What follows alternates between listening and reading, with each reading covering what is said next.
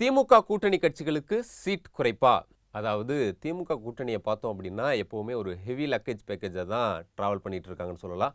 குறிப்பாக 2021ஆம் ஆண்டு சட்டசபை தேர்தலில் எப்படியாவது திமுக ஆட்சிக்கு வரணும் அப்படின்னு சொல்லிட்டு கூட்டணி கட்சிகள் கொடுத்த இடங்களை வாங்கிக்கிட்டு போட்டிட்டாங்க. ஆனால் இந்த முறை அப்படியெல்லாம் இருக்க முடியாது, கூடுதல் தொகுதிகள் கேட்போம் அப்படின்னு ஒரு பக்கம் சிபிஎம் கட்சியினுடைய மாநில செயலாளர் சண்முகம் வந்து பேச ஆரம்பித்தார். அது மட்டும் இல்லாமல் திருமாவளவன் அவர்களும் தங்களுக்கு அதிக தொண்டர்கள் இருக்காங்க, வாக்கு வங்கி இருக்குது, எனவே எங்களுக்கும் அதிக தொகுதிகள் வேணும் அப்படின்னு பேசலாம் ஆரம்பிச்சிருக்காங்க.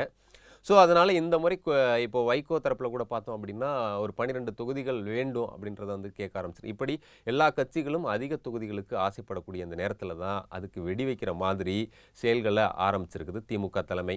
ஆமாங்க, இப்போ இருக்கக்கூடிய கூட்டணி கட்சிகள் மட்டும் இல்லாமல் இன்னும் வெளியிலேருந்து சில கூட்டணி கட்சிகளை உள்ளே கொண்டு வர திட்டத்தில் இருக்கிறாங்களாம் திமுகவில்.